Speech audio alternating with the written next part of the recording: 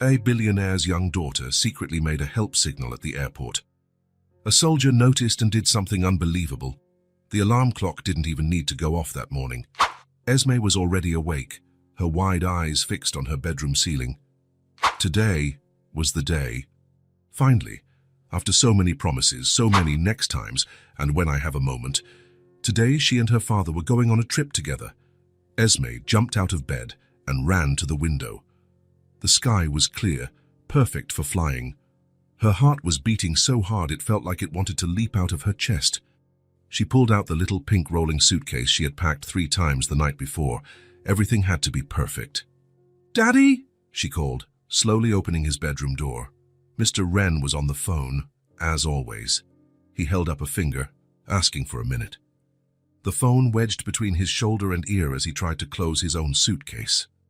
"Yes, Marcus, I understand the urgency, but I'll be gone for a week. You have the authority to make the necessary decisions," he was saying in that voice Esme called his work voice, deeper and more serious than the voice he used with her. Esme sat on the edge of the bed, swinging her feet that didn't reach the floor.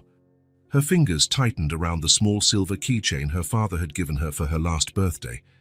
It had the letter W engraved on it, W for Wren, their last name. "So you never forget who you are," he had said, as if she could ever forget. "Ready for our big adventure?" Mr. Wren asked after hanging up the phone. "Ready for 1,000,000 years," Esme replied, jumping off the bed. Her father laughed, ruffling her hair. "1,000,000 years is a long time, Esme." "That's exactly how long I've been waiting to go on a trip with you," she answered, hugging his waist. Something in Mr. Wren's face shifted. The smile was still there, but his eyes looked sad for a moment. "I know I've made a lot of promises, sweetie, but this time will be different, okay? Just the 2 of us." During breakfast, Mr. Wren's phone rang 3 more times. He answered 2 and ignored the 3rd, winking at Esme as he said, "I'm on vacation now." In the car, Esme couldn't stop talking. She told him all about what she wanted to do at the theme park, the roller coasters she might be brave enough to ride, the characters she wanted to meet. "And can we have cotton candy every day, please?" she asked, her eyes shining with anticipation. "Maybe not every day," her father replied, keeping his eyes on the road. "But I promise we'll have a lot of fun." Esme watched her father's profile. He looked tired, he always did. He'd been running the company since her mother died, when Esme was just a baby. She didn't remember her mum, only knew her face from the pictures her dad kept on his nightstand. "This is going to be the best week ever," Esme said, nearly bouncing in her seat. "Better than Christmas and my birthday combined." Mr. Wren smiled, reaching over with his right hand to squeeze hers. "We'll do everything you want, Esme. No phone calls, no meetings, no work. Just the 2 of us."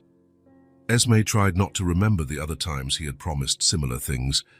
Like on her 5th birthday, when he showed up 2 hours late to the party because of an emergency at the office, or last winter break, when they were supposed to build a snowman together, but he was locked in his home office all day. This time would be different. It had to be. JFK Airport was crowded when they arrived. Esme had never flown before. Her eyes darted from side to side, trying to take everything in at once. People hurried by with huge suitcases. Screens showed numbers and letters that changed every minute. And there was a constant noise of announcements over the loudspeaker. "Hold my hand so you don't get lost," Mr. Wren said, and Esme squeezed her father's hand tightly. Nothing in the world would make her let go. They stopped at a counter, where a woman in a blue uniform smiled at them. "Good morning. May I see your passports and tickets, please?" Mr. Wren handed over the documents, and the woman started typing something into her computer. Esme bounced on her heels, impatient. She wanted to get through security, see the planes up close, and get on the one that would take them to the most special week of her life. "How old are you?" the woman asked, smiling at Esme. 6, she answered, holding up 6 fingers. "And it's my first time flying." "How exciting, you'll love it. It's like being a bird for a few hours." After check-in, they headed to the security line. Esme watched everything with fascination, people taking off their shoes and belts, putting purses and backpacks into bins that slid into a huge machine. "Can we sit by the window, Daddy?" I want to see the clouds up close, Esme said as they waited in line. Of course. We requested window seats just for you, he replied, smiling at his daughter. Once they were through security, Esme started listing everything they would do on their first day at the park. First, we'll go to Mickey's house, then the train that goes all around the park, and then... Oh, can we see the parade too and the fireworks at night? Can we stay up late to see the fireworks? Mr. Wren laughed at the cascade of questions. Yes to all of that. We'll make a perfect plan when we get to the hotel, okay? Day by day. Esme's eyes shone so brightly, they looked like little stars. It's going to be the best trip in the world because we'll be together, she said, squeezing her father's hand. No phone, no work, no emergencies. Just us two, you promised. I promised, and I'll keep it, he said, crouching down to her level. These will be the best 7 days of our lives. They walked to the departure gate and found a place to sit. There was half an hour until boarding began. Esme opened the small backpack she carried as hand luggage and took out a little book. I brought this for us to read on the plane, she explained. My teacher said our ears might hurt when the plane goes up, so I thought reading together might help us forget the pain. Mr. Wren took the book. It was a story about a dragon who was afraid to fly. Our perfect choice, he said, carefully putting the book back in her backpack. That's when 3 men in dark uniforms approached. Esme noticed how they looked directly at her father, as if no one else around them existed. Mr. Thomas Wren, one of them, the tallest, asked. Her father's smile vanished. He stood up, frowning. Yes, that's me.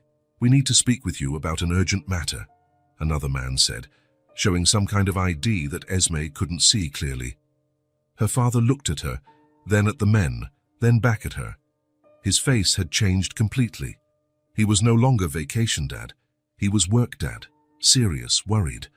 So I'll wait here for a minute, he said, letting go of her hand and trying to smile. I'll be right back. But Daddy, are we going to miss the plane? Esme asked, a lump starting to form in her throat. We're not going to miss anything, he assured her, though his tone didn't match his words. It's just a quick chat. Save our seats, okay?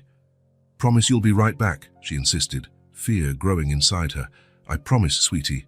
Just a minute. He lightly ruffled her hair, as he always did when saying goodbye, even for a short time. Then he followed the men to a side door that Esme had never noticed before. The door closed, and he was gone. Esme stood there, hugging herself. Her fingers found the keychain in her coat pocket, and she squeezed it tightly. The letter W gleamed under the airport's fluorescent lights. 1 minute passed, then 2, 5, 10. People came and went. No one seemed to notice the small girl standing alone near gate 27. And then the loudspeaker announced, "Final boarding call for flight 752 to Orlando." Esme looked at the door where her father had disappeared. It was still closed, no sign of him. She held the keychain tighter, as if that small piece of metal was the only thing that could bring her father back. But he didn't come back. The minutes turned into half an hour. Esme remained standing near gate 27, clutching the keychain with the letter W between her fingers. The plane had already left. She saw it take off through the window, carrying away all the dreams of the perfect week she had planned with her dad. The people around her didn't seem to notice the little girl by herself. They walked by hurriedly, dragging their suitcases, talking on their phones, checking their tickets. An airport is a place where everyone has a destination, everyone except Esme. "Final boarding call for flight 843 to Chicago," a voice announced over the loudspeaker. Esme looked one more time at the door where her father had vanished. It was still closed. No one went in, no one came out. She tried to be brave. She tried to believe that her father would come back any second, that he would explain everything. Maybe they could even catch another flight. But the lump in her throat grew. Fear spread through her body like a chill. "Miss..." An airline employee stopped beside her. "Are you waiting for someone?" "My dad," Esme replied, her voice small. "He told me to wait here." "How long ago?" Esme shrugged. She couldn't say for sure. It felt like an eternity. "Where did he go?" the woman asked. Esme pointed to the side door. The employee frowned. "That door, are you sure?" Esme nodded. The woman looked confused for a moment, then smiled. That smile adults give when they think kids are making up stories. "Let's wait together for a little bit, okay? I'm sure he'll be back soon." But the employee was called on her radio a few minutes later and had to leave. She promised to come back, but she didn't. Esme sat in an empty chair, her legs dangling, not reaching the floor. She felt invisible. Worse than that, she felt forgotten. That's when she remembered what Mrs. Bennet, her nanny, had taught her. Mrs. Bennet was a grey-haired lady who stayed with Esme when her father had to work late, which was almost every day. One of those nights, after watching a show on TV, Mrs. Bennet taught Esme a special signal. "It's a silent call for help," she had explained. "If you're ever in danger and you can't speak, make this sign. Someone who knows what it means will understand and help." The signal was simple. First, show your palm, then tuck your thumb across it, and finally close your other fingers over the thumb. Esme and Mrs. Bennet practiced it several times until she could do the movement perfectly. "It's like a secret between people who want to help," the nanny said, "a code that good people know." Now, sitting alone in the airport, Esme decided to try it. Maybe a good person was nearby. She raised her right hand, showed her palm, tucked her thumb, and closed her fingers over it. She repeated the motion several times, looking around. No one seemed to notice. People rushed past, some glanced at her for a second, but then looked away, assuming she was waiting for someone or that it wasn't their problem. Esme kept making the signal. Once, twice, 10 times. Tears started to well up in her eyes, but she held them back. Her father always said she was a strong girl. She didn't want to disappoint him. On a bench across the way, Caleb Mason watched the airport's hustle and bustle without really seeing it. His eyes were there, but his mind was wandering to distant places. The mountains of Afghanistan, the deserts of Iraq, the military hospital where he spent 3 months recovering. Places that had changed him, places that never completely left him. He wore a simple jacket that hid the scars on his left arm and a worn-out cap with his unit's insignia. At 32, Caleb looked older, not because of his facial features, but because of the weight in his eyes. He had come to the airport to pick up a friend, another veteran who was coming to visit. The flight was delayed, so he was just waiting, letting his thoughts drift as he watched the people. That's when he noticed the girl, small, brown hair in a messy ponytail, sitting alone with a backpack at her feet. Caleb watched her for a few minutes, expecting an adult to show up for her. No one came. Then he saw the signal. He recognized it immediately. Everyone in his unit had been trained to identify distress signals, including this one, which had become common on social media in recent years. Caleb felt a tightness in his chest. It was the same tightness he felt when something was wrong on patrol. The same instinct that had once saved his life and the lives of his comrades. He hesitated. It wasn't his business. Someone would surely help her. A security guard, an airport employee. But no one seemed to notice, and the girl kept making the signal with less and less hope on her face. Caleb stood up. His legs moved almost of their own accord, crossing the corridor to where the girl was. "Hey there, little one. Are you okay?" he asked, keeping a respectful distance and speaking in a low voice so as not to scare her. Esme looked up. She saw a tall man with a worn-out cap. He wasn't smiling like the other adults who had spoken to her. He looked concerned, genuinely. "You saw my signal," she said, not as a question, but as a statement. Caleb nodded slowly. "I did. Someone taught you well. Are you lost?" Esme looked toward the side door once more. "My dad went in there with some men. He said he'd be back in a minute, but it's been a long time." Caleb followed her gaze. He knew that door. It was one of the entrances to the airport's administrative area, where the security offices were also located. "How long ago did he go in?" Esme shrugged again. "Our plane already left," she said, pointing to gate 27.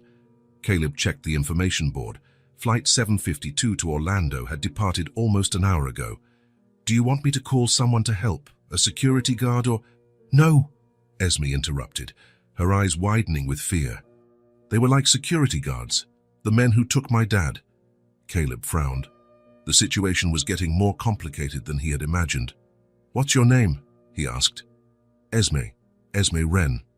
I'm Caleb, he said, sitting in the chair next to her, still keeping some distance. Look, Esme, maybe your dad is just dealing with a problem and will be back soon. Do you want me to wait here with you? Esme looked into his eyes for a long moment, as if assessing whether she could trust him. Then, unexpectedly, she reached out and took his hand. Take me with you. I'll tell you everything. The sentence caught Caleb off guard. Taking an unknown child away from the airport was not a good idea. It was, in fact, a terrible idea. Esme, I don't think that's a good— please, she interrupted, squeezing his hand. I'm scared of them. The men who took my dad. Caleb felt that tightness in his chest again. His gut was screaming. Something was very wrong here. Let's do this, he said, thinking fast. First, let's talk to someone from the airport. Explain the situation and— No, Esme insisted, pulling his hand. Nobody believes me. They think I'm making up stories. Caleb took a deep breath. The girl seemed genuinely terrified, and his training had taught him to trust his instincts. His phone buzzed. It was a text from the friend he was there to pick up. Flight delayed another 2 hours. I'll let you know when I'm close. Caleb made a decision. He would help the girl find her father, but through official channels, it was the right thing to do. Let's go talk to airport security, he said. I'll stay with you the whole time, I promise. But as they stood up, Esme froze, her face turned pale. What's wrong? Caleb asked. That man, she whispered, looking at a spot behind Caleb. He turned discreetly. A man in a dark suit was scanning the terminal, seemingly looking for someone. He had the same kind of uniform Esme had described. Do I see one of them? Caleb asked quietly. Esme nodded, clutching her backpack to her chest. In that moment, Caleb made a second decision. One he knew could get him into trouble, but that his gut told him was the right one. Come with me, he said, taking Esme's hand. Dad, we're getting out of here, and then we'll figure out what happened to your dad. They walked quickly toward the exit, Caleb making sure to stay between Esme and the man in the suit. When they got to the parking garage, he led her to his car, an older grey sedan. I promise we'll find your dad, he said, helping her into the back seat and fastening her seatbelt. But first I need to get you somewhere safe. During the drive, Esme was silent, hugging her backpack. Caleb checked the rearview mirror every few seconds, making sure they weren't being followed. Can you tell me what happened from the beginning? He asked, trying to keep his voice calm. Esme took a deep breath before she began. My dad and I were going to Orlando. We were going to Disney World. He promised this time would be different, that there would be no work, just the two of us. Her voice faltered a bit, but she continued. We were waiting to board when 3 men came. They showed my dad something. I think it was a kind of wallet. They said they needed to talk to him. He told me to wait, said he'd be back in a minute. And these men, what were they wearing? Caleb asked. Dark suits, all the same. They looked important. Did your dad seem to know them? Esme shook her head. He looked worried. I've never seen him with that look on his face before. Caleb thought for a moment. Could they be federal agents? Plainclothes police? Why would they approach someone at an airport, just as he was about to board a flight with his daughter? Has your dad ever had trouble with the police before? He asked, choosing his words carefully. No, Esme answered, indignant. My dad is good. He works a lot. He has a big company. What kind of company? Computers, I think. He's always talking about programs and systems. It's really boring. Caleb smiled slightly at her childish honesty. 20 minutes later, they arrived at Caleb's apartment. It was a simple place on the 2nd floor of a 3-story building in a quiet neighborhood on the outskirts of the city. It had a small living room connected to an open kitchen, 1 bedroom and a bathroom. Everything was neat and clean, but without many personal details, as if Caleb didn't spend much time there or didn't care to make the space feel cozier. It's not much, but it's safe, he said, placing his keys on the counter. Esme walked in slowly, looking at everything. She stopped in front of a shelf with a few photos. In one of them, Caleb was in a military uniform, standing next to other men in uniform. You're a soldier, she said. I was, Caleb corrected her. I'm in the reserves now. Esme sat on the couch, seeming smaller and more fragile than she had at the airport. They took my daddy. What if he doesn't come back? He's the only person I have. The vulnerability in her voice hit Caleb like a punch. He remembered when he lost friends in combat, the emptiness that followed, but they were adults who had chosen that path. Esme was just a child. We're going to find him, he promised, sitting in the armchair across from the sofa. But we have to be smart. First, we need to understand what happened. Esme clutched the keychain between her fingers. Do you believe me? That men took my dad? I believe you, Caleb answered sincerely, and I'm going to help you find out where he is. How? I have some friends who might be able to help. Let's start by looking up information on your dad. What's his full name? Thomas Wren, Esme replied. He owns Wren Technologies. Caleb got his laptop. A quick search confirmed what Esme had said. Thomas Wren was the CEO and founder of Wren Technologies, a mid-sized company specializing in systems security. There was nothing about an arrest or trouble with the law. While he searched, Caleb noticed that Esme had fallen asleep on the couch, exhausted from the day's stress. He placed a blanket over her and went back to the computer. What had started as a simple act of kindness had now entangled him in something much bigger. Caleb knew he should have taken the girl to the police or to social services. It would have been the correct protocol.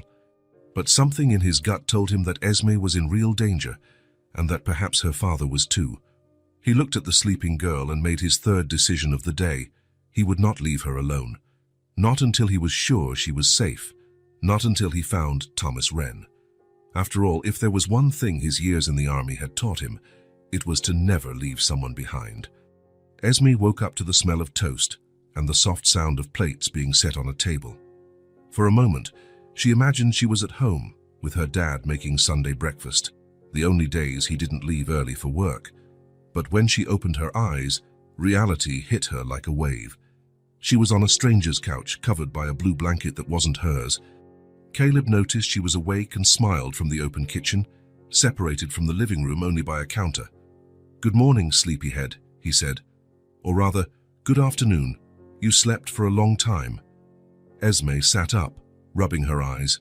The clock on the wall read 2:17 p.m. "I slept that much?" she asked, her voice still hoarse from sleep. "I think you needed the rest," Caleb replied. "Are you hungry? I made a snack."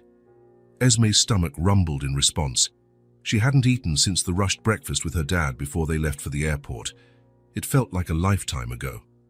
"Yes," she answered, getting up from the couch and carrying the blanket with her. Caleb had set the small kitchen table. There was toast, cheese, ham, a pitcher of orange juice, and another with milk. Nothing fancy, but to Esme it looked like a feast. "I didn't know what you like, so I made a little of everything," he explained, pulling out a chair for her. Esme climbed into the chair, still wrapped in the blanket, and looked at the food with hungry eyes. She took a piece of toast and put some cheese on it. "Can I have jam too?" she asked, pointing to the closed jar. "Of course," Caleb said, pushing the jar toward her. "It's strawberry." "My favorite," Esme exclaimed, the first genuine smile since they met lighting up her face for a brief moment. Caleb watched as she ate. The girl alternated between big bites and looking around, curiously examining his simple kitchen. Her eyes often stopped on a small framed picture on the wall next to the refrigerator, a photo of Caleb with a group of other soldiers, all smiling, arms around each other's shoulders. "Were those your friends?" Esme asked, pointing to the photo. Caleb looked at the image, and something in his eyes changed like a cloud passing over the sun.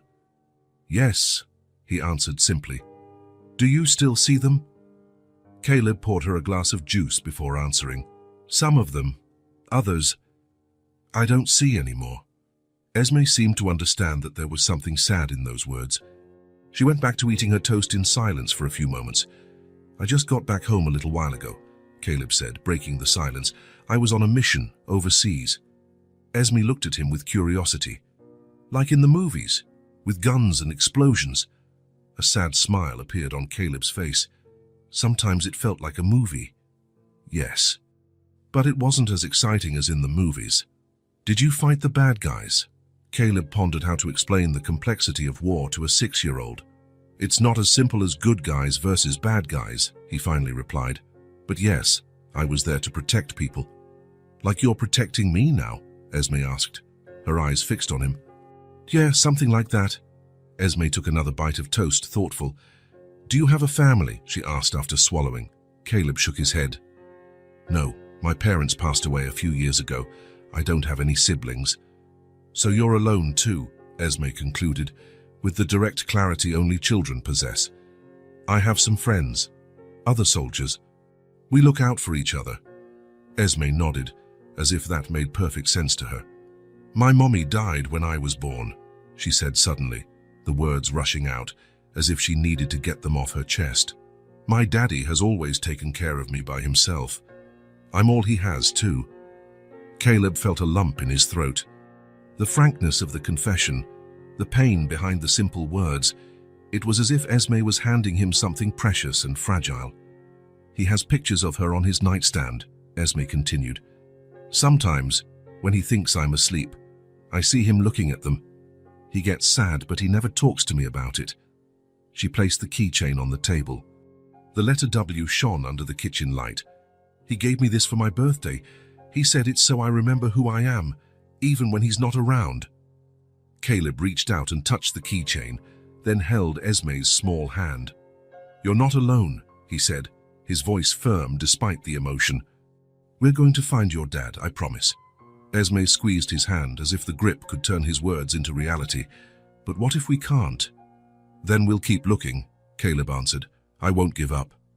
Esme's eyes studied his face, searching for any sign of a lie. What she found must have been enough because she nodded slightly.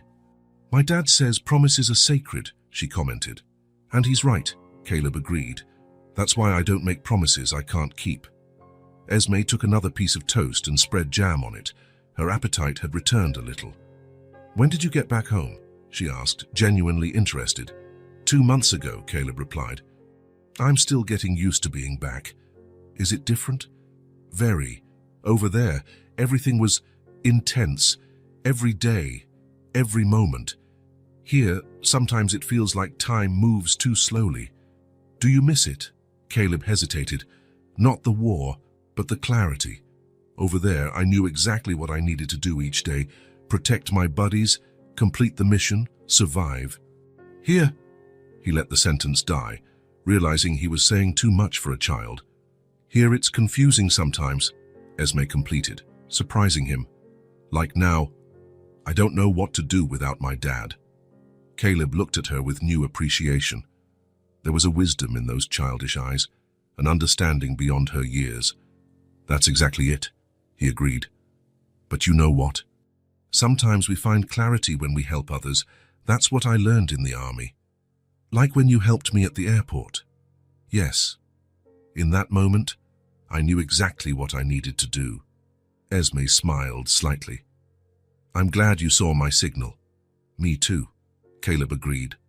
So now let's finish this snack and then think about our next step, okay? Esme nodded, taking one more piece of toast. As she ate, Caleb watched the girl and thought about the man who had been taken at the airport. A single father, as she had said, whose daughter was everything to him. We'll find him, Caleb repeated, more to himself than to Esme. And though he didn't know how he would do it yet, he knew it was a promise he had to keep. For Esme, and maybe for himself too. The afternoon wore on as Caleb washed the snack dishes. Through the kitchen window, the clouds in the sky darkened, heralding rain. Esme was sitting on the couch, flipping through an old magazine she found on the coffee table. She paused on every page with colorful pictures, as if trying to distract herself from her worry. Caleb dried his hands on a dish towel and looked at the clock. Almost 5 in the afternoon. More than a day had passed since Thomas Wren disappeared at the airport. They couldn't just keep waiting. Esme, he called, sitting in the armchair across from the sofa. Shall we need to talk about what we're going to do now? She looked up from the magazine, immediately alert. Did you find out where my dad is? Not yet, but I think it's time we go to the police. Esme slammed the magazine shut, as if Caleb's words had set off an alarm inside her. No, she said, shaking her head so hard her already messy ponytail swung from side to side. So we can't go to the police. Caleb leaned forward, resting his elbows on his knees to get closer to her level. "Why not, Esme? The police can help us find your dad. What if they're like those men? What if they want to take my dad away too?" There was a tremor in her voice that made Caleb hesitate. Esme's fear was genuine and specific. It wasn't just the natural fear of a child separated from her father, but something more. "Do you think those men at the airport were police officers?" he asked carefully. Esme shrugged, a small, uncertain gesture. "I don't know. They didn't say. They just showed Daddy something, like a wallet. An ID. I think so." Caleb thought for a moment. They could have been police, federal agents, or any other authority. But why would they take Thomas Wren just as he was about to board a flight with his daughter for a vacation? And why offer no explanation, not even to the child? "Esme," he said, softening his voice. "If your dad was taken by authorities, the police will know. They can tell us where he is and why. What if he's in danger? That's exactly why we need help. I promised to find your dad, and I'm going to keep that promise. But I can't do it alone." Esme pulled her knees up, hugging them to her chest. "My dad says not everyone who wears a uniform is good," she mumbled. "He showed me how to check if a police officer is real. You have to see their badge and ask for their ID number." Caleb frowned. That was unusual advice to give such a young child. "Your dad taught you that?" Esme nodded. "He says it's important for me to know how to take care of myself when he's not around, like the signal misses. Bennett taught me." Another detail that didn't seem normal. Thomas Wren seemed to be preparing his daughter for dangerous situations. "Why? Has your dad ever had trouble before? Has anyone ever tried to hurt you too?" "No," Esme replied, then hesitated. "But sometimes he locks all the doors at night and checks the windows twice. And we have an alarm system at our house that makes a loud noise if someone tries to get in." "A lot of houses have alarms," Caleb said, trying not to let his growing concern show. "That's normal." But it wasn't normal for a father to teach his 6-year-old daughter how to verify if a police officer was legitimate, nor was the level of fear Esme was showing. "Look," Caleb said, trying a new approach. "What if we call the police first? We can ask questions over the phone without having to go there." Esme considered the idea for a moment. "Will they come here?" "Not if we don't want them to. We'll just ask some questions, see if they know anything about your dad." After a few more seconds of thought, Esme reluctantly nodded. "Okay, but if they say bad things, we hang up." "Deal."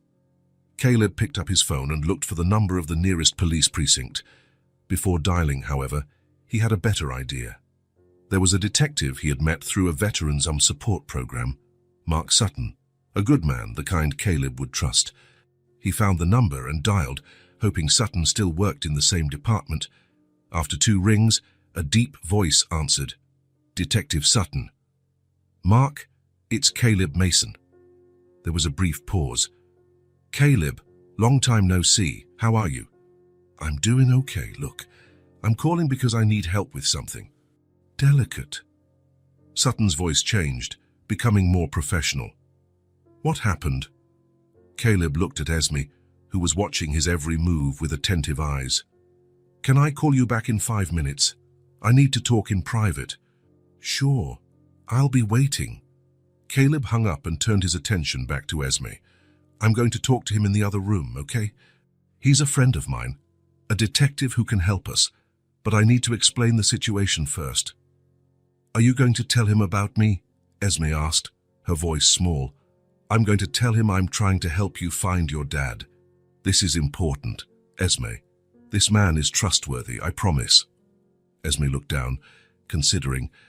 "If you think he can help find my dad, I think he can," Caleb said, trying to sound more confident than he felt. "Can you stay here and watch TV while I talk to him? I won't be long." He turned on the television to a cartoon channel, then went into the bedroom, leaving the door ajar so he could hear if Esme needed anything. In the bedroom, he sat on the edge of the bed and called Sutton again. "Mark, I've got a complicated situation here," he began, keeping his voice low. "Yesterday, at the airport, I found a 6-year-old girl who had been left alone. Her father was taken by 3 men in suits before their flight. She's with me now. You have a missing child at your house. Sutton's voice was a mix of surprise and concern. "Caleb, you need to bring her to the precinct immediately. There must be a police report, maybe even an Amber Alert." "That's the problem. There's nothing. I've checked the news to call the airport. Nobody has reported a missing child. Nobody knows anything about a Thomas Wren." "Who?" "Her father, Thomas Wren, owner of Wren Technologies. The girl says he was approached by 3 men who showed some kind of ID and took him to a side room at the airport. He never came back." Sutton was silent for a moment. "This was yesterday, and no one's reported it." "Exactly. That's why I'm worried. The girl, Esme, is terrified of going to the police. She says her dad taught her to be wary of authorities." "That is odd," Sutton admitted. "Look, I can check if there's any arrest or detention record for this Thomas Wren. If he was legally taken by authorities, there has to be a record somewhere. That would be great. But Caleb," Sutton continued, his tone more serious, "you need to bring the girl in. Harboring a missing child is a serious problem." "I know that, but I need to be sure she'll be safe. Something isn't right about this whole story, Mark. Why hasn't anyone reported it? Why is there no alert? Her father's been missing for over 24 hours. Sutton sighed on the other end of the line. "I'll check what I can find out. Give me a few hours. But you need to come to the precinct today, Caleb. Understood?" "Understood. Thanks, Mark." Caleb hung up and sat on the bed for a moment, thinking. Sutton's reaction confirmed his suspicions. The situation was abnormal. Under normal circumstances, the disappearance of a child and her father would have triggered an immediate alert. When he returned to the living room, he found Esme sitting exactly where he had left her, but she wasn't watching the cartoons. Her eyes were fixed on the door, waiting for him. "What did he say?" she asked as soon as Caleb entered the room. "He's going to help us," Caleb replied, sitting next to her on the couch. "He's going to check if there's any information about your dad and call us back." "And then?" Caleb hesitated. He didn't want to lie to her. "Then we'll probably have to go to the station to talk to him in person." Esme's eyes immediately filled with tears. "No. What if they take him away forever? What if they take me too? I don't want to go to an orphanage." The tears started streaming down her face. Caleb felt his heart ache. He wanted to hug her, but he didn't know if she would accept that kind of comfort from him, still practically a stranger. "Nobody is going to take you to an orphanage, Esme," he said firmly. "I won't let that happen." "Promise?" she asked between sobs. "I promise. I will protect you." To his surprise, Esme moved across the couch and threw herself against him, hugging him tightly. Caleb froze for a moment, then wrapped his arms around her small shoulders. "It's going to be okay," he whispered, feeling her tears soaking his shirt. "We're going to find your dad." They stayed like that for a while, until Esme's sobs subsided. She slowly pulled away, wiping her face with her hands. "Sorry," she mumbled. "You don't need to be sorry," Caleb said. "It's normal to be scared. My dad says I shouldn't cry in front of people. Sometimes crying is what we need to do. There's nothing wrong with it." Esme sniffled, seeming a little calmer. "Do even soldiers cry?" she asked. Caleb smiled sadly. "Do even soldiers?" The rain started to fall outside, fat drops pattering against the window. The sky darkened completely, and Caleb turned on the living room lights. The two sat in silence for a while, just listening to the sound of the rain. "What are we going to do now?" Esme finally asked. "We're going to wait for Detective Sutton to call us back. In the meantime, how about we watch a movie? I have some DVDs over there on the shelf." She nodded and went to the small shelf where Caleb kept a few movies. There wasn't much, mostly action films and some comedies, but among them, Esme found an animated movie about a little fish who gets lost and then finds his father again. Caleb didn't remember buying that DVD, but he was glad it was there. They watched the movie together, Esme curled up in the blanket in the corner of the couch and Caleb on the other end, giving her space. As the story unfolded on the screen, Caleb realized it might not have been the best choice. It was about separation, loss, and the fear of never seeing a loved one again. But Esme seemed engrossed, her attentive eyes following the little fish's every move on his journey. An hour passed. The phone didn't ring. Caleb started to get restless. Sutton had said he would call in a few hours, but the wait felt endless. Every minute that passed was another minute Thomas Wren was missing, another minute of anguish for Esme. When the movie reached a particularly sad scene, Caleb noticed Esme take the keychain out of her pocket and squeeze it tightly in her fingers. The letter W glinted in the light from the television. "He said he would stay with me," she mumbled, so quietly Caleb almost didn't hear. "I just wish he liked staying with me." The words, spoken with such sadness by such a small voice, hit Caleb like a physical blow. He knew that feeling of being left behind, of not being important enough for someone to stay. He remembered his last mission, the promises he had made to his comrades. "I'll cover you. I'll be there in 5. We're all coming home." Promises he couldn't keep, faces he would never see again except in his nightmares. "I'm sure your dad loves staying with you," he said, trying to push the memories away. "Sometimes adults have problems they need to solve." "He always has problems to solve," Esme replied, still looking at the keychain. "He always has meetings, calls, work trips. I thought this time would be different. He promised." Caleb didn't know what to say. He didn't know Thomas Wren, didn't know what kind of father he was, but he knew the pain in Esme's eyes. It was real and too deep for such a young child. People sometimes can't keep their promises, even when they really want to, he said finally. Not because they don't care, but because we don't always control what happens.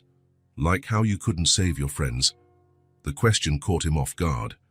Esme had seen the picture on the wall, had noticed how he looked at it. Children see more than adults imagine. "Yeah," he answered honestly, "like how I couldn't save all of them." "It wasn't your fault," Esme said, turning to look him in the eye. "So just like it's not my dad's fault that those men took him." There was a wisdom in that sentence, an understanding that went beyond her age. Caleb felt a lump in his throat. "You're right," he managed to say. "It's not his fault." "Then why does it still hurt so much?" Caleb had no answer for that. Instead of words, he reached his hand across the couch. Esme hesitated for only a second before placing her small hand in his. They stayed that way, connected by that simple touch, while on the screen, the little fish continued his search for his lost father. The rain was falling harder now, turning the world outside into a grey blur. And somewhere, beyond that curtain of water, Thomas Wren was also waiting. Caleb had to believe that for the girl beside him. The phone rang, making them both jump. Caleb stood up quickly and answered it. "Hello?" "Caleb, it's Mark," said the voice of Detective Sutton.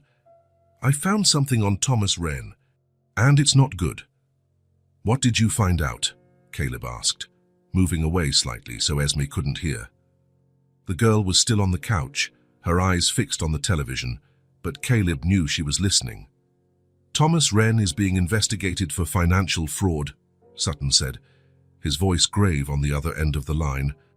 "There's evidence of suspicious movements in his company's accounts over the last 3 months. Is he guilty?" "I'm not sure. The transfers were made using his credentials, but there's something strange about the pattern. Small amounts leaving at regular intervals, sent to offshore accounts."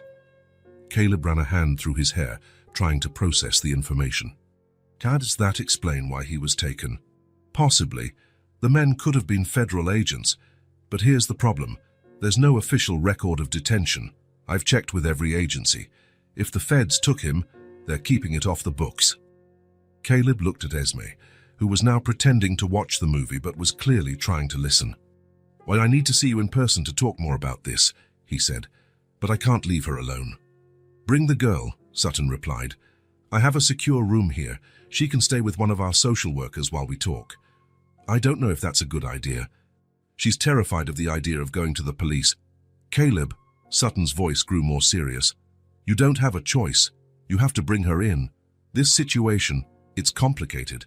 And the longer you stay with her without notifying the authorities, the worse it gets for you." Caleb knew he was right.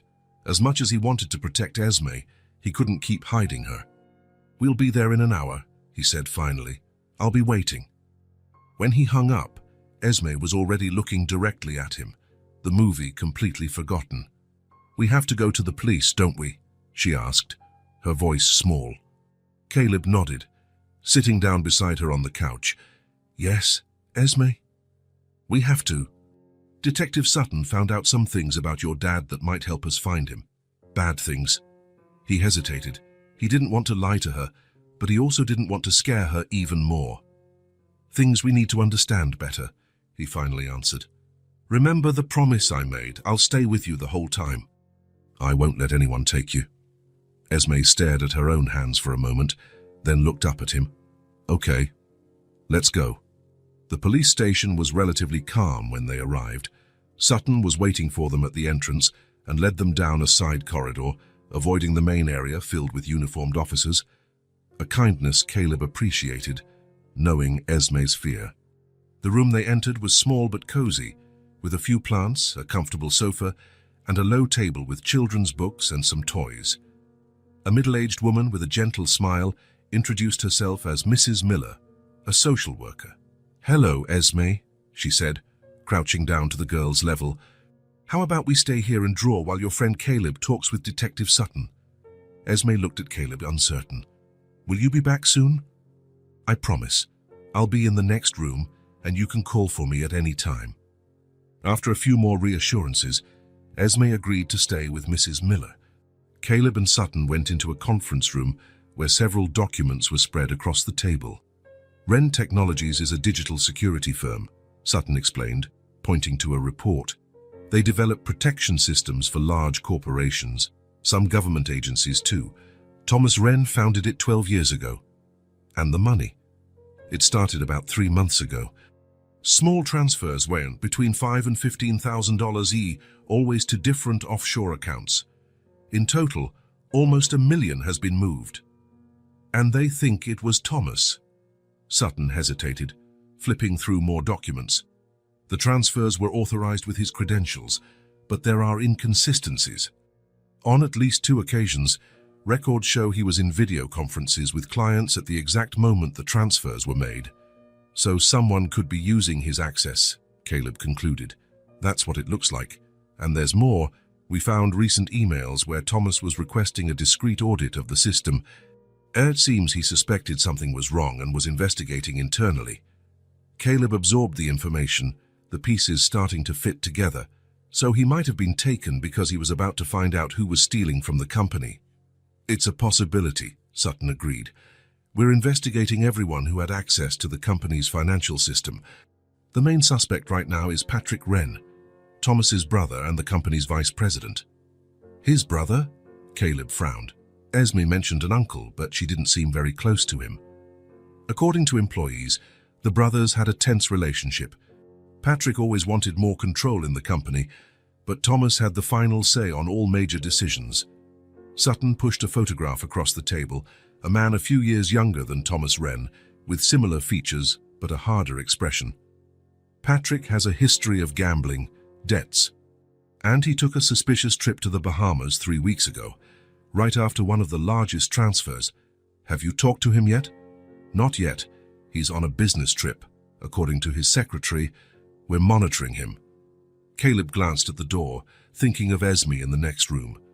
"And what about her? What happens now?" Sutton's expression softened slightly. "Officially, she should go to a temporary shelter while we look for other relatives. But if I'm right, and someone tried to silence Thomas Wren, Esme could be in danger too, especially if she saw something at the airport that could identify who's responsible." A heavy silence fell between them. Caleb felt a shiver run down his spine at the thought of someone wanting to harm Esme. "She stays with me," he said, with a firmness that surprised even himself. "I can protect her." "It's not that simple, Caleb. There are procedures." "Mark, you know my training. I can keep her safer than any shelter. And she trusts me." Sutton studied his friend's face for a long moment. "I'll have to pull some strings to make this work," he said finally. "But I agree, it might be the best option for now, at least until we find Thomas or confirm Patrick's involvement." When they returned to the room where Esme was, they found her concentrating on a drawing. Upon seeing Caleb, her face immediately lit up. "Look what I made," she exclaimed, holding up the drawing. 3 stick figures, a small one with long hair, a tall one with what looked like a cap, and another male figure separated from the first two. "It's us," she explained. "Me, you, and my dad when we find him." Caleb felt a lump in his throat. In just a few days, he had become part of this little girl's vision of a family. "It's beautiful," he managed to say. "We can put it on the fridge when we get home." "We're going back to your house?" Esme asked, hope evident in her voice. "Yes," Caleb replied, exchanging a look with Sutton. "You're going to stay with me while we look for your dad." On the way back, Esme was visibly more relaxed. The visit to the police station hadn't been the nightmare she had imagined, and the news that she would continue to stay with Caleb seemed to have calmed her. "Caleb," she called out as they were almost at the apartment, "do you think my dad is okay?" He looked at her in the rearview mirror. Her large, trusting eyes awaited an honest answer. "Your dad seems like a very smart and strong man," he replied. "He'll do anything to get back to you." "How do you know?" "Because that's what I would do if I had a daughter like you." The words came out naturally, and only afterward did he realize what he had said. But he didn't regret it. Somehow, in just a few days, this small, brave girl had become important to him in a way he couldn't explain. When they got to the apartment, Esme ran to the refrigerator with her drawing and a magnet. Caleb watched as she carefully positioned the paper, smoothing it out with her small hands. "There," she said, satisfied. "Now it looks more like a real home." And strangely, Caleb realized she was right. The empty, functional apartment where he just slept and ate had started to transform into something more, something that felt like a home. His phone vibrated with a text from Sutton. "We've located Patrick Wren. He's on his way back to the city. We'll question him tomorrow. Stay alert." Caleb looked at Esme, now humming as she opened the fridge for some juice. The first clues pointed to a family betrayal, a financial scheme, a possible kidnapping. And in the middle of it all, a 6-year-old girl who just wanted her dad back. The morning was sunny as Caleb made breakfast. Esme sat at the table, drawing in a notepad Caleb had bought for her the day before. The last 4 days had created a routine between them. Breakfast, drawing, a quick walk around the block, always vigilant, lunch, a movie or a game, and regular phone calls from Detective Sutton with updates on the investigation. "Pancakes are ready," Caleb announced in placing a plate in front of Esme. He had drawn a smiley face with chocolate syrup. Something he discovered made her smile every morning. "Thank you," she said, setting her pencil aside. "Look what I drew." Caleb leaned over to see the drawing. A large house with a garden in front, 3 stick figures standing at the door. "It's beautiful," he commented. "Is that your house?" "It's the house we could have," Esme replied. "Me, you and Daddy when he comes back." Caleb felt that familiar tightness in his chest. Esme had a way of saying things that hit him right where it hurt. "That would be a very nice house," he managed to reply. The phone rang, interrupting the moment. It was Sutton. "We've got news," the detective said without preamble. "Patrick Wren is in town. One of our agents saw him entering the Wren Technologies office an hour ago. Are you going to question him?" "We're getting the team ready, but he already knows we're investigating. His secretary said he got a call warning him about the police visit." "Damn," Caleb muttered, turning so Esme wouldn't hear him. "He could run. We're watching him. If he tries to leave town, we'll get him. In the meantime, stay alert. If he's involved in his brother's disappearance, he might come after Esme," Caleb finished, lowering his voice even more. "Got it. We'll be on guard." When he hung up, Esme was watching him with curious eyes. "Was that the detective?" she asked. "Yes. They're working hard to find your dad." "You look worried." Caleb smiled, trying to hide it. It was amazing how Esme could read his emotions. "Just thinking about what we need to do today. How about we finish breakfast and then play that card game I taught you yesterday?" Esme nodded, but her look said she wasn't completely convinced. The morning passed quietly. They played cards, watched a cartoon, and Caleb tried to keep the atmosphere light, despite the tension he felt. With every noise in the building's hallway, he instinctively placed himself between the door and Esme. It was almost noon when the doorbell rang. Caleb froze. He wasn't expecting visitors, and Sutton always called before showing up. "Stay here," he told Esme, his voice shifting to a more serious tone. She nodded, her eyes wide. In just a few days, she had learned to recognize when Caleb was in protection mode. Caleb approached the door silently. Through the peephole, he saw a man in an expensive suit with a neat haircut and the confident posture of someone used to giving orders. Patrick Wren. The face was similar to the photos Sutton had shown, and it also had some features that resembled Thomas. The same eye shape, the defined jawline. But there was something cold in his expression, something calculating. "Who is it?" Caleb asked, even though he already knew the answer. "Patrick Wren," the man replied, his voice smooth and controlled. "I'm looking for my niece, Esme. I was informed that she is here." Caleb's stomach sank. How had Patrick found out where Esme was? Who had told him? "I don't know what you're talking about," he replied, buying time as he thought quickly. Patrick smiled, a smile that didn't reach his eyes. "Please, Mr. Mason, don't make things difficult. I am Esme's closest relative now, and I've come to get her. I have all the necessary paperwork." The use of his last name confirmed Caleb's suspicions. Patrick had connections, information he shouldn't have. "I'm calling the police," Caleb said, reaching for his phone. "They're already on their way," Patrick replied calmly. "In fact, it was the Department of Children's Services that informed me where my niece was. It seems they're quite concerned that an ex-soldier with a history of post-traumatic stress is illegally caring for a child." The calculated coldness in his words hit Caleb like a punch. Patrick had done his homework, knew exactly where to attack. "Caleb!" Esme's small voice came from behind him. "Who's there?" Before he could stop her, she came closer and peeked through the crack of the door that the security chain allowed.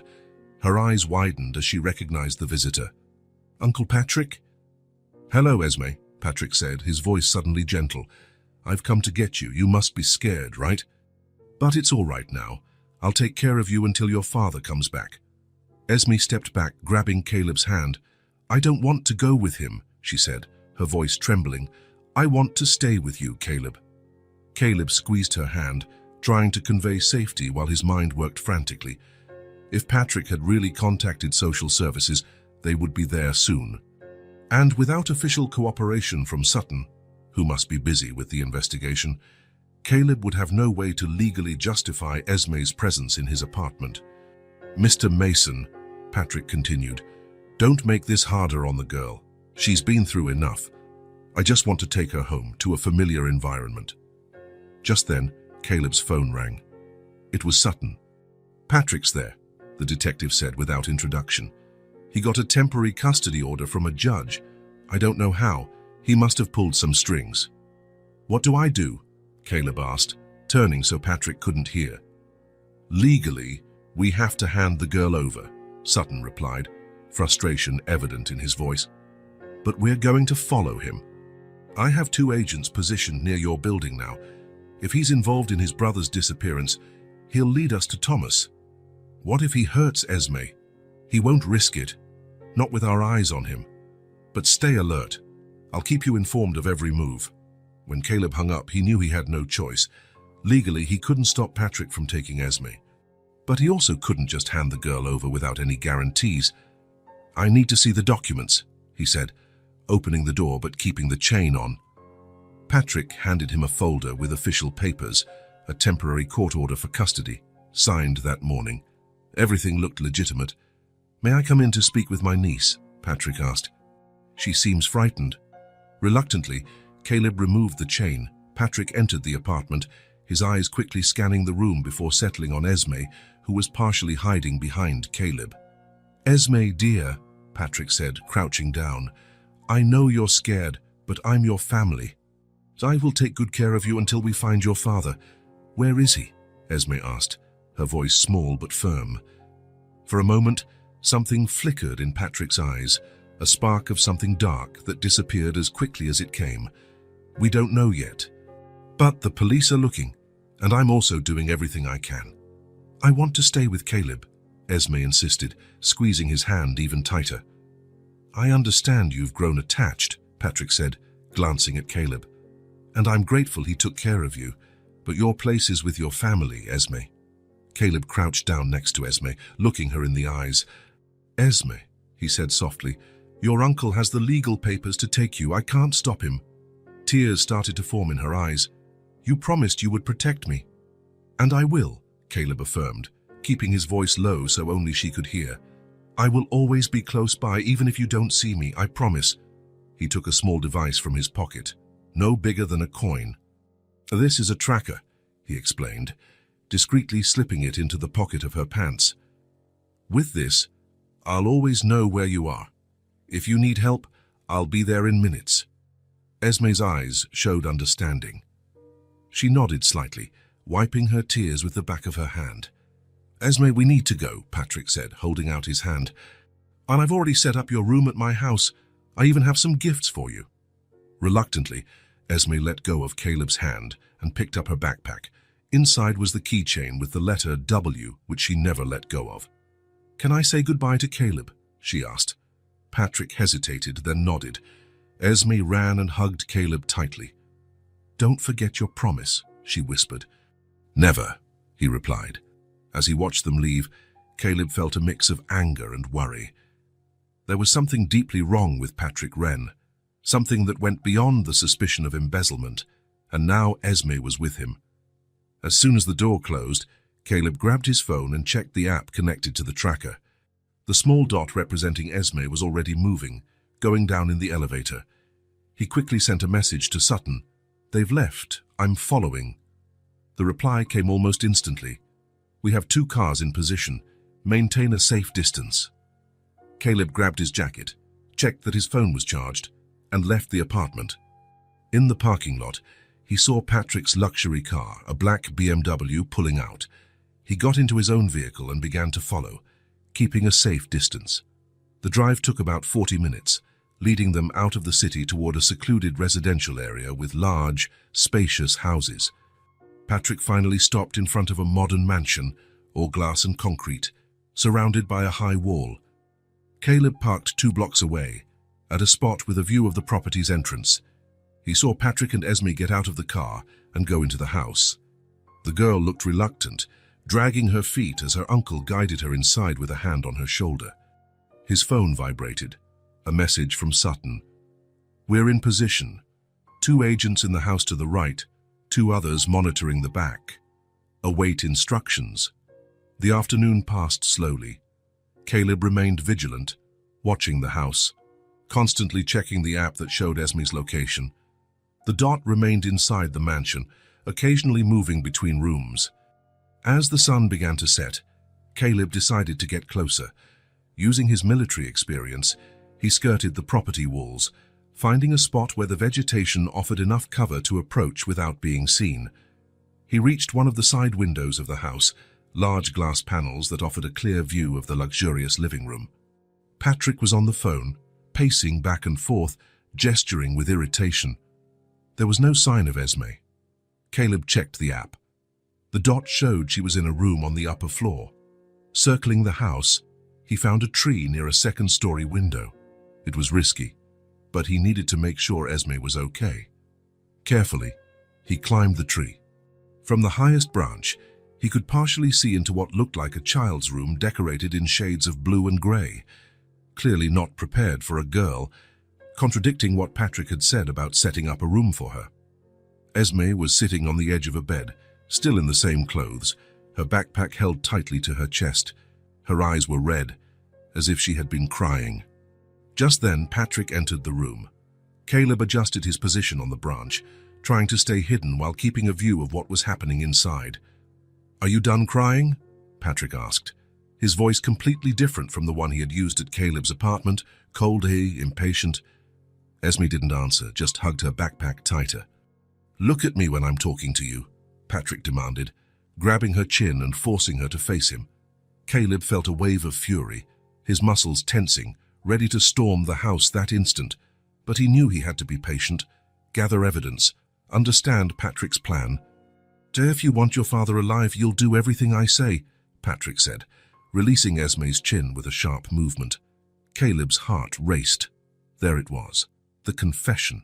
Thomas Wren was alive, and Patrick was behind it all. "Where is my dad?" Esme asked, her voice trembling but defiant. "In a safe place." And he'll stay that way if you behave. Tomorrow we're going to the bank. You have a joint account with your father, don't you? A college fund or something. Esme nodded slowly. Good. We're going to withdraw everything. Your father has already signed the authorization, Patrick said, showing a paper that Caleb couldn't see clearly from his position. After that, maybe if you're a good girl, I'll let you see your father one last time before our trip. Trip to where? Far away from here. Very far. The branch Caleb was on creaked slightly. Patrick's head snapped toward the window. Caleb froze, barely breathing. After a tense moment, Patrick turned his attention back to Esme. Don't try anything stupid. No leaving this room, no trying to call anyone, understand? Esme nodded, still hugging her backpack. Good. I'll bring you something to eat. Then I want you to sleep. We have a long day tomorrow. Patrick left the room, and Caleb could hear the sound of a key turning. He was locking Esme in. Carefully, Caleb climbed down from the tree and moved away, immediately calling Sutton. He confessed, he said as soon as the detective answered. Thomas is alive.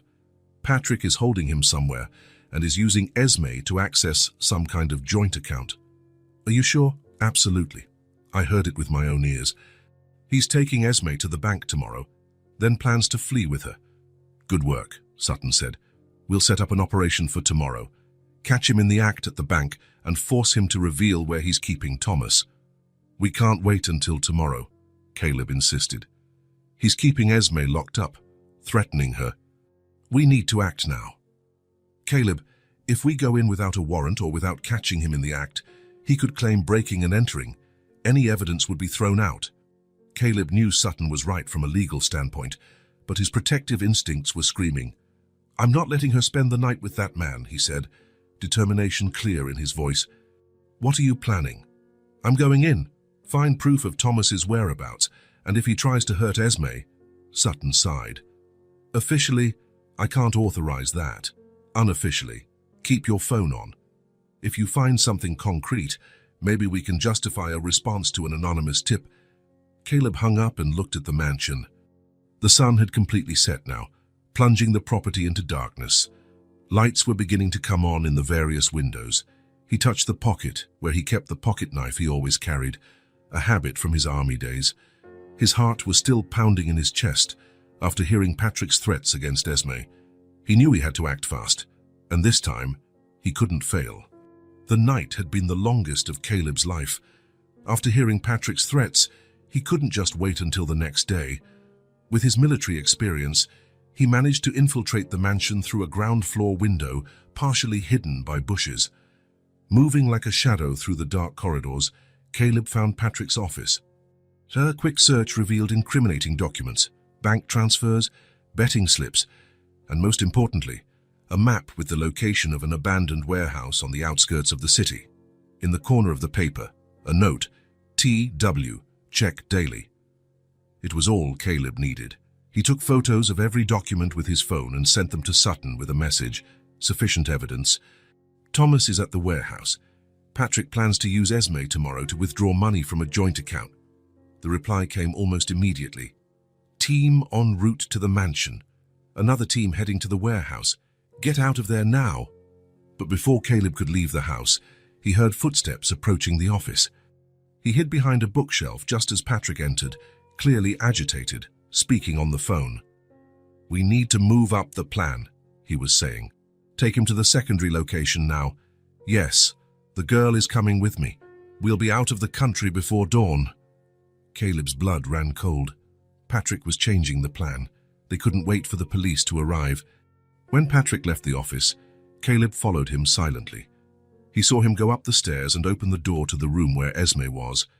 The girl was awake, sitting on the bed, as if she knew something was about to happen. Get up, Patrick ordered. Change of plans, we're leaving now. Where to?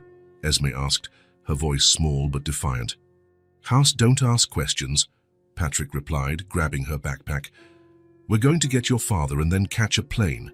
That's when Caleb decided to act. He couldn't let Patrick take Esme. Let the girl go, he said, entering the room. Patrick turned, surprised and furious. How did you get in here? That doesn't matter. The police are on their way. It's over, Patrick. Esme's eyes lit up when she saw Caleb, but Patrick pulled her close, gripping her arm tightly. It's not over, he replied, backing toward another door Caleb hadn't noticed before, likely a connection to another room. If you come any closer, I won't be responsible for my actions. You're not going to hurt her, Caleb said, advancing slowly. She's your niece. She's your family. Family? Patrick laughed bitterly. Thomas never saw me as family. He was always the genius, the favorite, the perfect CEO, while I was just the younger brother who needed to be controlled. Caleb, Esme called, her eyes full of fear. It's going to be okay, Esme, Caleb assured her, not taking his eyes off Patrick. Your uncle is about to realize he has nowhere to go. The sound of sirens began to be heard in the distance. Patrick looked toward the window, then at Caleb, calculating his options. It's over, Patrick, Caleb repeated. Let Esme go, and maybe you can get a deal. For a moment, it seemed Patrick would give in. But then, in a swift move, he pulled Esme behind the door, slamming it shut. Caleb rushed forward, hearing the sound of a key turning on the other side. Patrick, he yelled, banging on the door. Don't make things worse. There was no answer. Caleb tried to break down the door, but it was too solid. He ran back into the hallway, looking for another way into the adjoining room. The sirens were closer now. He found another door that seemed to lead to the same place, but it was also locked. That's when he heard a noise from outside, like breaking glass. He ran to the window in time to see Patrick dragging Esme toward a car parked at the back of the property. Without a second thought, Caleb went out the same window he had entered. He ran around the house, reaching the car just as Patrick was pushing Esme into the back seat. Patrick, he yelled. The man turned, and Caleb saw something he hadn't noticed before, a gun in his hand. Stay where you are, Patrick ordered, pointing the gun. The sirens were already at the property's entrance. Red and blue lights reflected off the mansion's walls. You have nowhere to go, Caleb said, trying to keep his voice calm despite his racing heart. Think about Esme. Don't do this to her. Patrick's eyes darted between Caleb and the police cars now entering through the gates.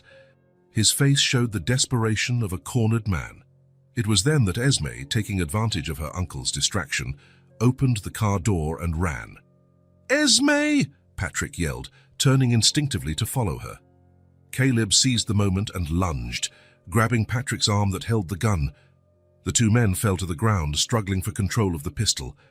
Caleb, with his military training, managed to pin Patrick to the pavement, twisting his arm until he dropped the weapon. Police! Freeze! A voice shouted. Several officers surrounded them, guns drawn. Caleb slowly raised his hands. He's disarmed, he said, moving away from Patrick.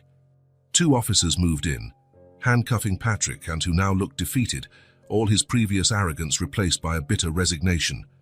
Where's the girl? One of the officers asked. Esme! Caleb called, looking around.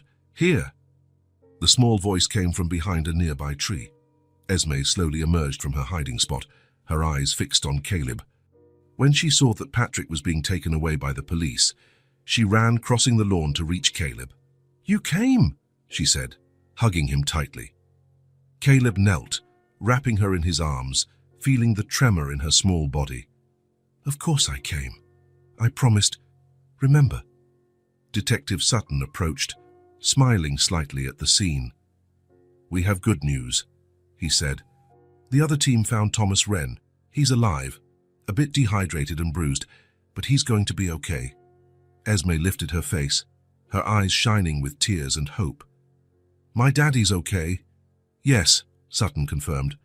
He's on his way to the hospital, but he asked to see you as soon as he heard we were coming to get you. Caleb felt a profound relief wash over him. He hadn't failed this time. Esme was safe, and so was her father. It was more than he had dared to hope for when he saw that small hand making a help signal at the airport days ago. I'm so glad I get to be with you again, Esme said, holding Caleb's hand tightly as they walked toward the police car. Oh, I don't like my uncle. I was scared. He's not going to hurt you anymore, Caleb assured her. Never again. At the hospital, Caleb and Esme waited in the waiting room.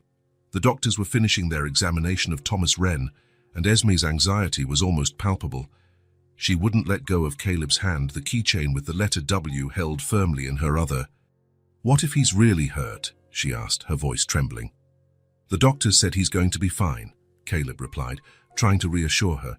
"Your dad is strong, Esme, just like you." Finally, a nurse appeared in the hallway. "Wren family, you can go in now." Esme stood up immediately, pulling Caleb by the hand. When they entered the room, they saw Thomas Wren sitting up in the hospital bed. He had a bandage on his forehead, a weary face, and a few days' worth of stubble, but his eyes lit up when he saw his daughter. "Daddy!" Esme cried, letting go of Caleb's hand and running to the bed. Thomas opened his arms, receiving his daughter in a tight hug. He closed his eyes hard, as if trying to hold back tears. "My little one," he murmured into her hair. "Are you okay? Did they hurt you?" "I'm okay," Esme replied, clinging to her father. "Caleb took care of me. He didn't let anyone hurt me." Thomas Wren looked over his daughter's head, his eyes meeting Caleb's for the first time. There was a deep gratitude in that look, along with a silent question. "Mr. Wren," Caleb said, suddenly feeling out of place, "I'm glad you're okay." "You're Caleb Mason," Thomas replied. "Detective Sutton told me what you did, how you found Esme at the airport, how you protected her, how you helped locate me. I don't know how to thank you." Caleb nodded, unsure of what to say. Now that father and daughter were reunited, his role was over. It was time to step away, to let them rebuild their lives. "Well, I guess I'll let you two talk," he said, backing toward the door. "No!" Esme exclaimed, letting go of her father and running to Caleb. "You promised you wouldn't leave me alone." "Esme," Caleb said gently, "you're not alone. Your dad is here now." "But you're my friend too," she insisted, holding his hand. "You promised." Thomas Wren watched the interaction with interest. "Please, Mr. Mason," he said, "stay a little longer. I'd like to know exactly what happened while I was detained." Reluctantly, Caleb agreed. He sat in a chair near the bed and told the whole story. How he found Esme at the airport, the investigation, the suspicions about Patrick, the discovery of the documents in the mansion. "Patrick always had money problems," Thomas commented after hearing everything.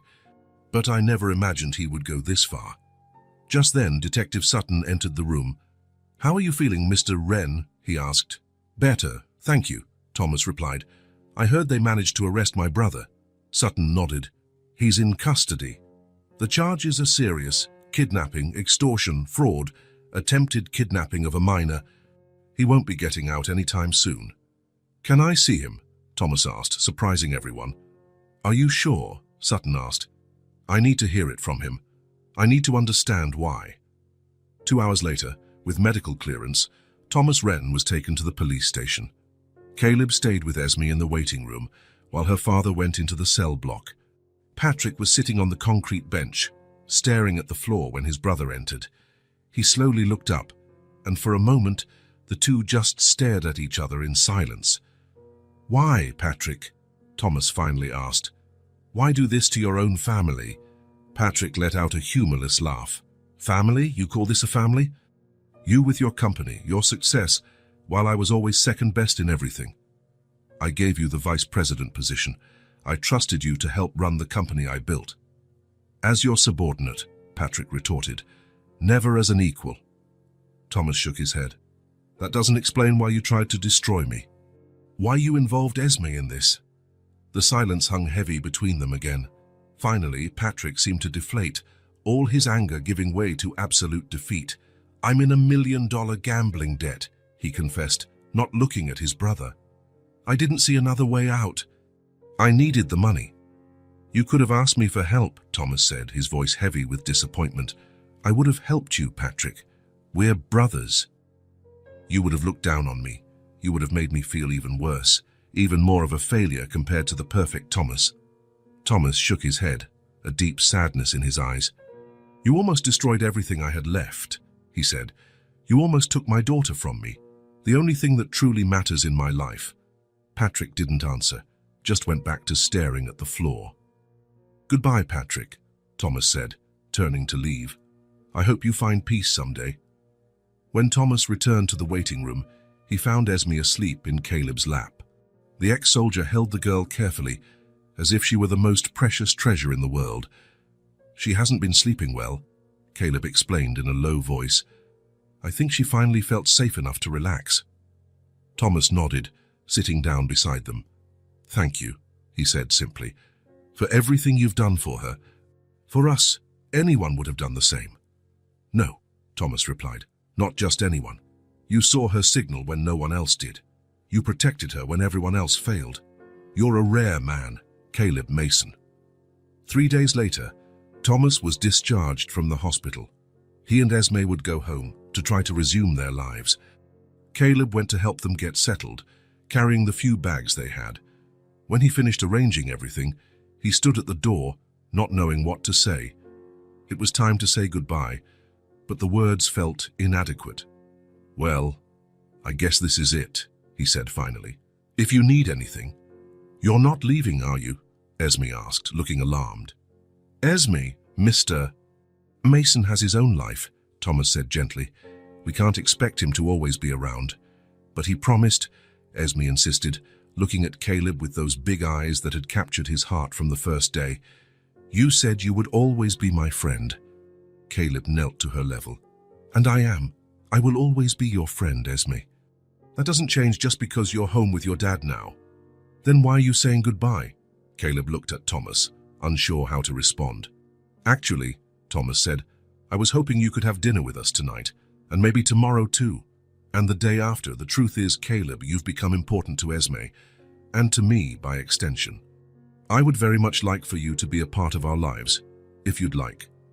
The offer took Caleb by surprise. Since returning from the army, he had lived a solitary life without real connections. But in the last few days, taking care of Esme, he had felt alive again with a purpose.